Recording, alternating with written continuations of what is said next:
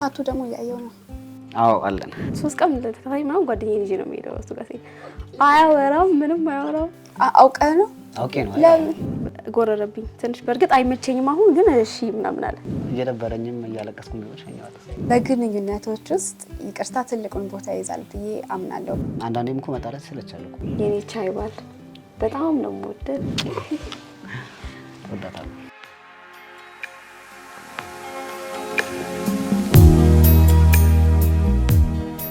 ሰላም እንዴት ናችሁ? መክሊት ነኝ። ዛሬ ፍቅርን ይዤላችሁ መጥቻለሁ። በዛሬው ኤፒሶድ ከ8 ዓመታት በላይ ብዙ ነገሮችን አብረው ያሳለፉ በፍቅር የቆዩ ኤደንንና ናሆምን ይዤላችሁ የመጣሁት። እንደ ሁልጊዜው የእነሱን የፍቅር ታሪክ ከእናንተ እኩል የምንሰማው ይሆናል። እንኳን ደህና መጣችሁ።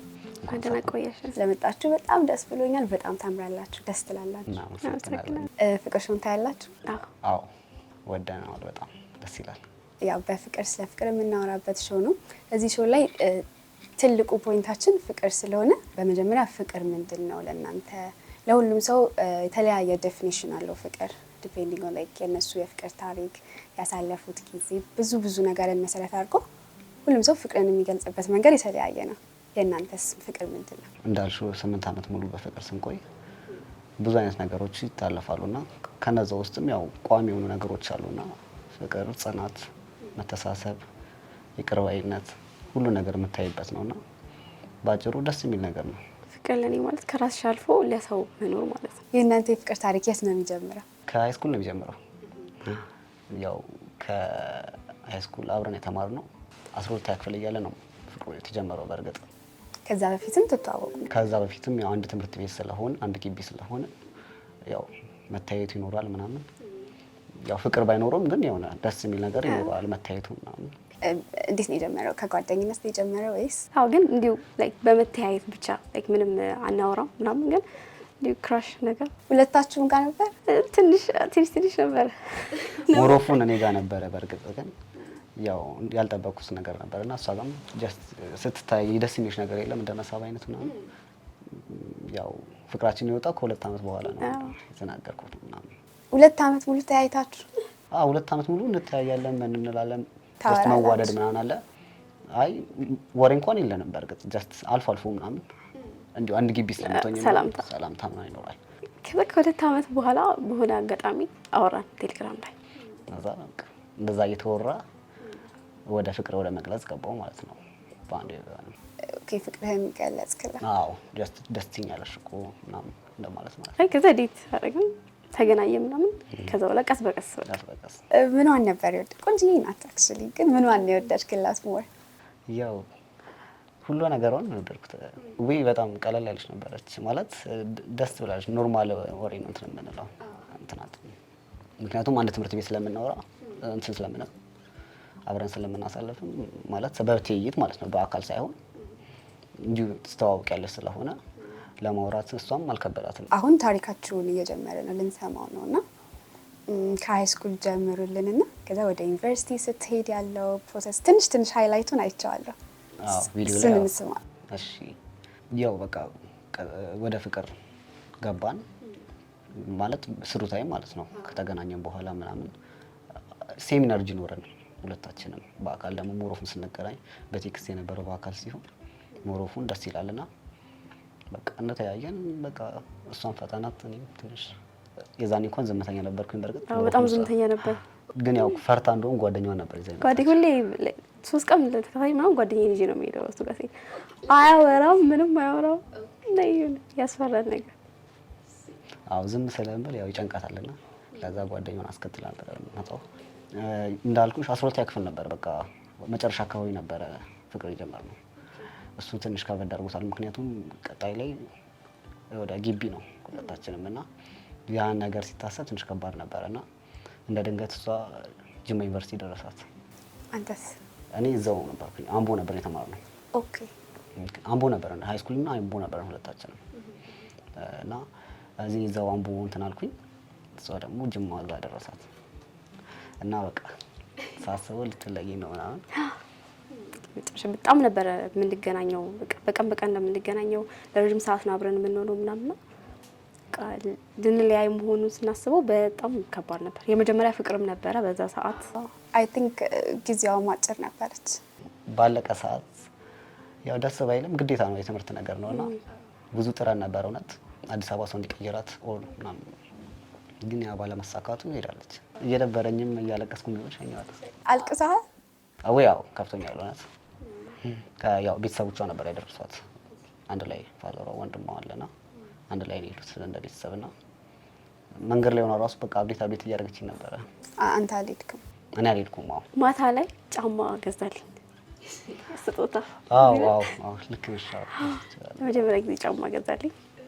ቀሷን እንጂ ማታ በቃ ተላቅሰን ምናምን በጧት በሌሊት ወጣን እኛ ማለት ነው። እና ቁጭ ብሎ ነበር የጠበቀኝ። እያለፍኩኝ አስፋልት ላይ ነው የሱ ቤትና ቁጭ ብሎ ነበር የጠበቀኝ በሌሊት ወጥቶ። ቤተሰቦቻችሁ ያውቁ ነበር? የዛኔ አያውቁም። ለዛ ዝም ብሎ ቁጭ ብሎ የጠበቀኝና እንዲወጪው እንዳል ማለት ነው። አዎ ቻው አልኳት። ቤተሰብ መኪና ነበር ስትሄድ ነበረውና አሁን ቁጭ ብለሽ ስታወሩ ደስ ይላል። የርቀት ፍቅር አሁን በጣም ከባድ ነው። ምን ያህል ጊዜ ነበረ የነበራችሁ ጋፕ? ያው ግቢ እንደገባችም ወዲያውኑ እኮ አልሆነም እኮ ነገሮች። ያው እሷም ፍሬሽ ማናት ምናምን የግቢ ጫና ይኖራል። ምክንያቱም አዲስ ኮሚኒቲ ነው ያለው ምናምን። ፈርስት ይርም ይከብዳል እኮ በጣም አሁንና ያ ነገር ጫና ነበረባት እሷ። እኔ ግን ያው አልከበደኝም፣ እዛው ስለሆንኩኝ ብዙም አልከበደኝም ግቢ። ለእሷ ግን ብዙ ከባድ ነገሮች ነበሩባት። ከባድ ነበር? አዎ መጀመሪያ ዓመት ላይ በጣም ከብዶኝ ነበረ። ትምህርቱ በጣም ይከብዳል። አዲስ ነው ሁሉም ነገር፣ ያነጫንጭኛል ሁሉም ነገር። ከዛ ከሪሌሽንሺፕ ጋር ማስኬድ ደግሞ የበለጠ አዎ በጣም እንደ ድሮ አትደዋወይም። ድሮ ዝም ብለን ነበር እንደውል ምናምን እሱ ምናምን ሲቀንስ ምናምን ጭቅጭቅ ምናምን ይመጣል። ከዛ በቃ አንደኛ ዓመትን እንደምንም ያው አለፈን። ሁለተኛ ዓመት ላይ ግን ትንሽ ተጋጨን እና ያ ነገር ምክንያቱም የለመደው ደግሞ ቶሎ መደዋወል ነውና ያ ነገር እየቀነሰ ሲመጣ ትንሽ እንትን ይልሻል። በዛ ላይ ዲስታንስ አለ ምናምን። አዎ ናፍቆቱ ምናምን ያ ነገር ተደምሮ እንትን ይላል። 3 ወር ምናምን ቆይተናል። ትንሽ ተጋጭተን ጋፕ ተፈጥሮ ትንሽ ከዛ 3 ወር በኋላ እስካሁን አብረን ነን። ከዛ በኋላ ማለት ነው ከጅማ መጣሽ ወደ አምቦ? አዎ እመጣለሁ እኮ በመሀል። የዛኔ ግን ለአመት ምናምን ሙሉ አልመጣሁም ነበረ። ከዛ ትምህርት ጤናም ስለነበረ በጣም ከባድ ነበር የዛኔ። አያስወጡንም እረፍት ምናምን። ከዛ እረፍት መጣሁ፣ አወራሁት፣ ተገናኘን። መጥቻለሁ አልሽ? እንገናኝ ማለት ትንሽ ጎረረብኝ። ትንሽ በእርግጥ አይመቸኝም አሁን ግን እሺ ምናምን አለ ሲዳር። አዎ ሳይመቼ ቀርቶ ሳይሆን ያው እርግጥ አይመቸኝም ግን እሺ አለ። ደስ ነበር ያለኝ እንደዛ ስትሪ። ግን ልሞክር። እኔ ብዙ ጊዜ በእቅር ነው የምወጣው። ግን በቃ እሺ ልውጣ እሺ እና ላግኝሽ ቀደስ ይበልሽ ምናምን ብሎ መጣ። አውቀህ ነው? አውቄ ነው። አይ እንዲሁ ዝም ብሎ እንትን ለማለት ነው እንጂ ለማካበድ ያክል ነው እንጂ እየጎረረ ነው ነበር። ከዛ በቃ ተገናኘን፣ አወራን፣ ችግራችንን ምናምን አወራን። ከዛ ፈታ ነው። ችግራችሁን እስቲ በምን አይነት መንገድ ነው የምትፈቱት? አንዳንድ ሰው ብዙ ጊዜ ሲጋጭ ቆይ ስፔስ ያስፈልገኛል ብሎ ወጥቶ ቆይቶ የሚመጣ አለ፣ ጊዜ ስጭኝ ብሎ። አንዳንዱ ደግሞ አሁን እዚሁ ካልተፈታ ብሎ እንነጋገር የሚል አለ። የኛ ወዲያው ነው ማለት ችግር ከተፈጠረ ምንድነው ችግሩ የሚለውን ነገር እናወራበታለን። ታዲያም ለዛ ችግር መፍትሄ ከሁለታችንም ሳይድ ማለት እሷም በራሷ እንትን የምትለው ይኖራል፣ እኔም በራሴ የሚሰማኝ ነገር ይኖራልና አንዳንዴ በቃ እሷ ልክ ሆና እኔ ልክ ላልሆን እችላለሁ፣ እኔ ልክ ሆኜ ደግሞ እሷ ልክ ላትሆን ትችላለች። እና ያ ነገሮች አሉ። ግን ሞሮፉን በመነጋገር ነው ወዲያው አናቆየውም። ብዙ ሰው ስለ ፍቅር ያልገባው ነገር ብላችሁ የምታስቡት አለ? ይኖራል ያልገባው ነገር። ግን ምንድነው መጀመሪያ ፍቅር ሲጀመር የሆነ ደስ የሚል ነገር አለው። ብዙ ማለት በመከፋፈሉ አሪፍ ነገር ነው ብዬ አስባለሁ። ሀብሎ ሲጀመር አለ። ከዛ በኋላ ደግሞ ስትግባቢ ደግሞ አለመግባባት ደግሞ የሚፈጠር ነገር አለ። መጀመሪያ ደስ ያለው ስሜት ከዛ በኋላ ደግሞ ግራጁዋሊ እንትን እያለ ይቀየራል። እየቀዘቀዘ ደግሞ ይመጣል። ከዛ በኋላ ደግሞ ከፍ እያለ ደግሞ ስቴጅ። ኦኬ እነሱን ስቴጆች እስቲ ንገሩን። ፈርስት ስቴጅ ነበረ እሱ። በጣም በቃ ምንም ጥል ምናምን አልነበረም። የዛኔ ሃኒሙን ፌዝ የሚባለው ጭራሽ አልነበረ። በቃ ፍቅር ብቻ ነበር። ከዛ ሁለተኛው ላይ ያው አለመግባባት ምናምን ተጀመረ። ሶስተኛው ላይ በቃ ምንም የለም፣ በመተሳሰብ መነጋገር ነው በቃ።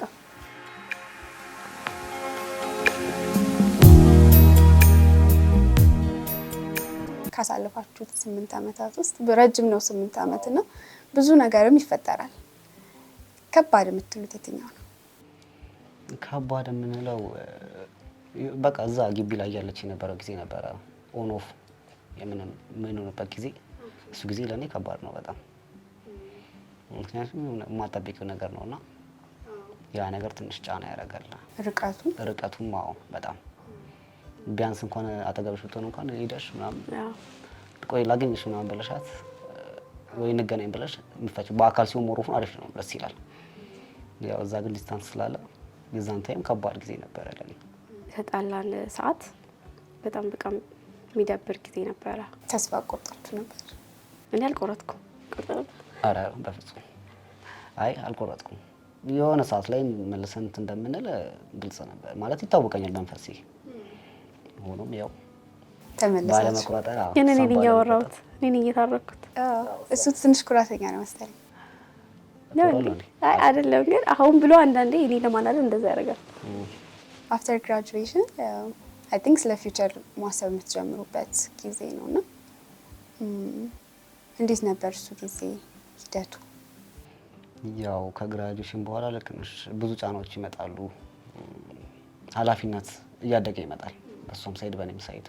ምክንያቱም ተመረቀሻል። ከዛ በኋላ ደግሞ ቀጥታ ወደ ስራ ምናምን ነውና ያ ነገሮች ጫናዎች ነበሩ። ግን ያው በመነጋገር ነበረ። እሷን ትንሽ 6 ወር ምናምን እንደውም ስራ አልነበረም። ትንሽ ከባድ ጊዜ ነበር የሷ እንደውም። እኔም ያው በኢንጂነሪንግ የተመረኩትና የስራ እድሎች ነበሩ እኔ ጋርም ግን አልፈለኩም ነበር ለትንሽ ጊዜ። ለምን ነበር? አንደኛ ነገር ሩቅ አገር ደረሰኝ ስራው ማለት ነው። በዛ ምክንያት አልፈለኩም እና ወደ ራሳችን መጣናል። አወራን ከሷ ጋር ምናምን ምን ይሻላል ብናረግ ይሻላል የሚለው ነገር ከዛ ሀሳብ መጣለን። እዛው ፊት ለፊት ስለሆነ ቤታችን አስፋልት ላይ እዛ ጋር የራሳችን ነገር ብንከፍት እና የሚለው ነገር አማከርኳትና ምክንያቱም በቃ አሁን ትምህርት ስላለቀ የትምህርት ፌስ ስላለቀ ወደ ስራ ነው የሚሆነውና ተቀጥረሽ ምናምን ደግሞ አሁን ደግሞ ከባድ ነው። አንደኛ ነገር የኔ ስራ ደግሞ በኢንጂነሪንግ ስለተመረኩኝ እዛው አካባቢ ላላገኝ እችላለሁ። ሌላ ቦታ ነው የሚሆነው። ያ ነገሮችን በማሰብ የራሳችንን ቢዝነስ አሰብን። ከዛ ነው አሁን የከፈትነው ጁስ ባር ነው።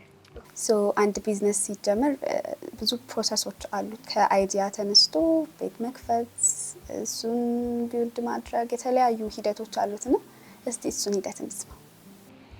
እሺ እኛ ድንገት ቢዝነስ ስናስብ እንትን ነበረ አሁን የመጣው ኮሪደር ልማት የሚባል ነገር የለም እሱን ነገር ነበርና በድንገት ቤቱ ፈረሰ። እዛው የምንኖርበት አምቦ ማለት ነው አስፓልት ዳር ስለሆነ የከፈታችሁት እንትን አይ የኛ ሳይሆን ሱቆች አሉና ሱቆች አዎ በተሻለ ነገር አርጋችሁ ስሩ ተባለና እሱን ነገር ነበርና እኔ ሙያ ስለነበረኝ በሙያ ያያቀስኩኝ ቀጥሬ ሰዎችን ማሰራት ጀመርኩኝ እዛው ጋር ማለት ነው።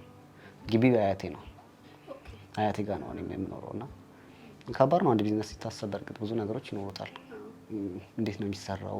ምንድነው ሰራተኞች ልምዱም አልነበረንም ኤክስፒሪየንስም ደግሞ አልነበረም ብሎ በቃ ከማሰብ ነው የተነሳነውና ያ ነገሮች አሉ። እሱ ነገር ትንሽ ከባድ አድርጎብናል። ግን ያው ሁሉም ፈጣሪ የሚፈቅደው ነው። ፈጣሪ ሲፈቅድ አሁን ጥሩ ላይ ነው ያለው። አሁን እግዚአብሔር ይመስገን አሁን ቆንጆ ነው። ታቱ ደግሞ እያየው ነው። አዎ አለን አላችሁ ሁለታችሁም ላይ?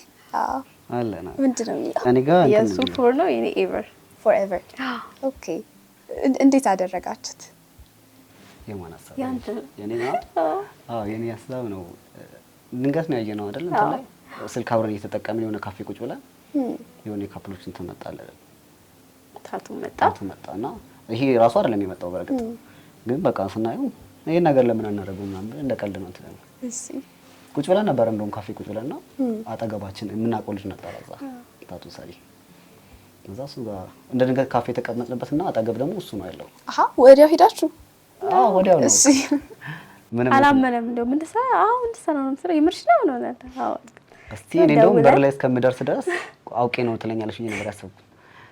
ከዛ ለልጁ ደወልለት መጣ ምናምን ከዛ ገባን አሳየ ነው ምናምን መስራት እንፈልገው በቃ ከዛ ለዛ ተናለ የማትረሱት ሜሞሪ እስቲ በደንብ ፒክቸር አድርጉልኝ። ቀለበት ያደረገልኝ ቀን እንዴ ግቢ መሀል ላይ መጥቼ ነው ከሳረቀም በኋላ ማለት ነው። አንድ ድንገት ነው አውጥቶ ያደረገልኝ። ከስንት ዓመታት በኋላ ማለት ነው? አይ ቲንክ 3 ዓመት እያለሁ ሽማግሌ ላከው ቢዝነሳችሁን ከመክፈታችሁ በፊት ነው ወይስ ከከፈታችሁ በኋላ? ከተከፈተ በኋላ ጀስት ፕሮሰስ ላይ ነበርን ከመላካችን በፊት ሀሳቡን ነበር ማለት ነው። ያው ቤተሰብም ያውቃል በጣም አወቁ። ለግራጁዌሽን እኔ እንደ ድንገት ሀሳቡ ለእናቴ ነገርኳት። እናቴ ልትሄድ ነበርና ከዚህ ሀገር እዛ በቃ ስነግራት እንደውም እሷ ወዲያው ይላካለች። አሁን ነው ለምን እንደማይልከው በጣም ነው የምትወደው። አሁን ይላክ እኔ ሳልሄድ ምናምን አለች። ያው የዛኔ አልሆነም። ያው እሷ ከሄደች በኋላ ነው የተላከው። ውጭ ሀገር ሄዳለች። ከዛ በፊት ተዋውቀው ነበር? አዎ ታውቁ። ቤት ይመጣ ነበረ፣ ምግብ ኩክ ያደርግልን ነበረ ምናምን አብረን ነበር እንበላው። በጣም ነበረ በቃ ፋሚሊ ነበርን። ከዛ በኋላ ነው የላከው። በዛ አጋጣሚ ደስ የሚል እናት ነው ያላት። መሲ ትባላለች። በጣም በጣም ልዩ እናት ናት። ደስ የምትል ያው ይሄ ፍቅር ሾው ስለሆነ ለማንኛውም ሰው ፍቅርን መግለጽ ምስጋናን መግለጽ ይቻላልና ለመሲ ምስጋናችሁን መግለጽ ትችላላችሁ። አዎ ወይ ማሚ እውነት እጅግ በጣም ደስ የምትል እናት ነው ያላት።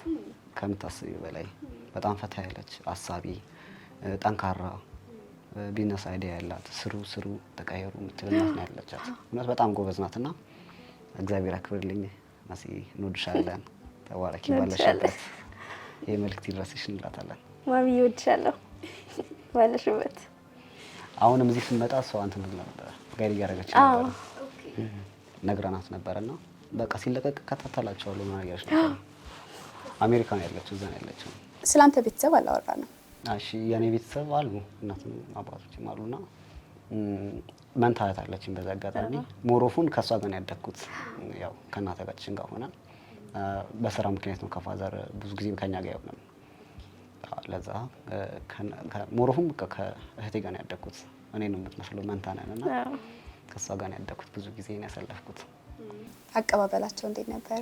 ወይ በጣም ነው ደስ ያላት። ማምም በጣም ነው ደስ ያላት። አስተዋወቅኳት፣ በስልክ ነው ያስተዋወቅኳት። እዛ እንደ ድንገት መቀሌ ነው ያለችውና ለስራ ጉዳይ ወደ አዲስ አበባ መጣች። የዛኔ በቃ እኛም እዚህ ነበረን ለስራ ጉዳይ። እዛ በዛው አጋጣሚ ነው ያስተዋወቅኳት ለመጀመሪያ ጊዜ እና በጣም ነው ወደደቻት። ወይ በጣም ደስ ይላል። አዎ እሷ ላይ የምትወድላት ነገር ምንድን ነው? ወይ በጣም የዋህ ናት።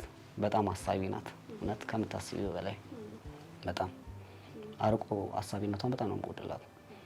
የስራ ሰው ናት። ንቄር እንስራ፣ እንደዚህ እናድርግ፣ ሀሳብ የምታመጣው ሞሮፉን እሷ ናት። እንደውም ኢነርጂ ያላት በጣም ከኔ ትዕግስተኛ ነው። በጣም ትዕግስተኛ ነው። በጣም ነው የሚሰማኝ።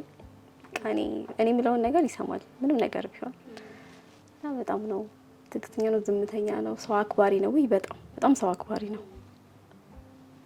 ናጫው ነው። ለኔ ያላትን ፍቅርም በዛ አጋጣሚ ወድላታለሁ። በግንኙነቶች ውስጥ ይቅርታ ትልቁን ቦታ ይይዛል ብዬ አምናለሁ። because ሁሉም ነገር አልጋ ባልጋ አይደለም። ብዙ አፕ ኤንድ ዳውን ይኖረዋልና እናንተ ጋር ይቅርታን እንዴት ትገልጹታላችሁ? ሁለታችንም ነን። በዚህ አጋጣሚነት ያጠፋ ሰው ግዴታ ይቅርታ መጠየቅ አለበት። እንደውም አጥፍቶ ይቅርታ በል ትለኛለች ወይ ደግሞ ይቅርታ በይላታለሁ ካላለች ራሱ አጥፍታ ራሱ ይቅርታ ካለች ቃሉን ይቅርታ ከወጣ በኋላ ነው ሰላሙን የምናወራው እንጂ ካፋ ይቅርታ ካልወጣ ከኔ ማፋ ይቅርታ ካልወጣ በፍጹም አይሆንም። ይቅርታ ይባላል። ይቅርታ ግድ ነው በቃ። ምክንያቱም ይቅርታ ነው ሁሉ ነገር የሚያስተካክለው።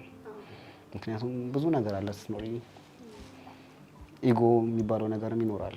እሱ ነው ያጠፋው፣ እሱ ይቅርታ ይበለኝ። ኢቨን እኔ አጥፍቼም ይቅርታ ልል እችላለሁ ያልኩበት አጋጣሚዎች ሊኖሩ ይችላሉ። ሳታጠፋ አዎ። ምክንያቱም አንዳንዴ ሰላም በመፈለግና ፍቅርን እንዲቀጥል ከማሰብ የተነሳ ያ ነገር ግድ ነው። እሱ ነው የሚያቆየው ፍቅርን ብዬ ነው የማስበው።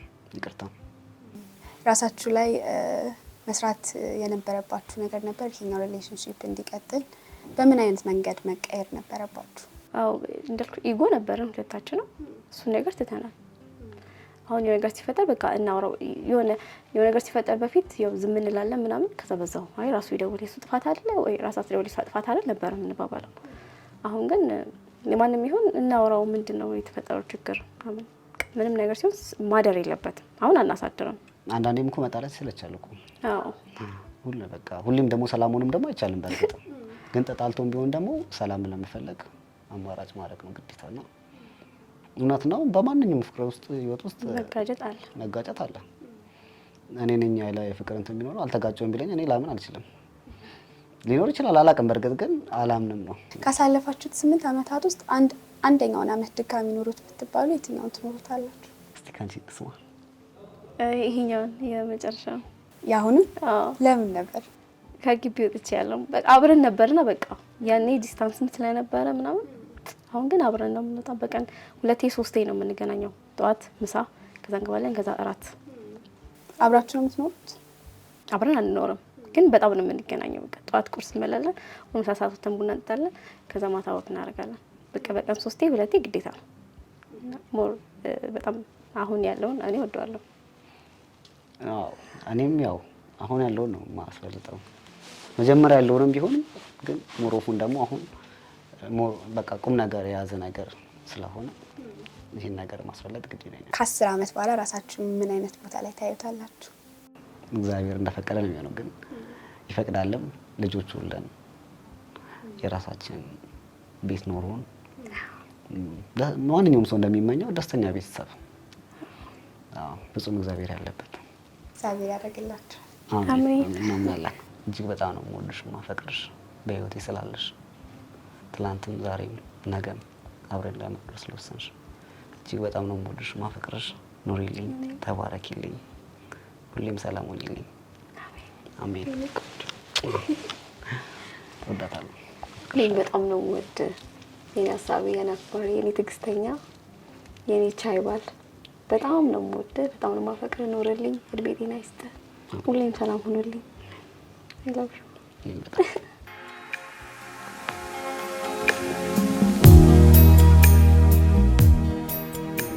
መጀመሪያ ፈጣሪ እግዚአብሔርን እናመሰግነዋለን። ቤተሰቦቻችን እናመሰግናለን። የእሷ ቤተሰብም የኔም ቤተሰብ እናመሰግናቸዋለን፣ እንወዳቸዋለን በጣም። በዛ በዘለለ ደግሞ እዚህ ሾው ላይ እንድንቀርብ የሚያደርገው እንትን ነው ቲክቶክ ነውና እሱም የተፈጠረው በአጋጣሚ ነውና እዛ ላይ እንዳለ ኮሜንት ያደረጉት እውነት ካሰብነው በላይ ነው። እናመሰግናለን በጣም በፍቅር ሾው አንቺንም ቢሆን በጣም ነው የምናከብርሽ። እናመሰግናለን። ቴንኪው በጣም ስለመጣችሁና ፍቅራችሁን ስላጋራችሁን ደስ ብሎኛል። ተመልካቾችም ደስ ይላችኋል ብዬ አስባለሁ። ይህ በፍቅር ስለ ፍቅር የምናወራበት ፍቅር ሾው ነበረ። ዛሬ ከናሆምና ከኤዱ ጋር ነበረ የቆየ ነው።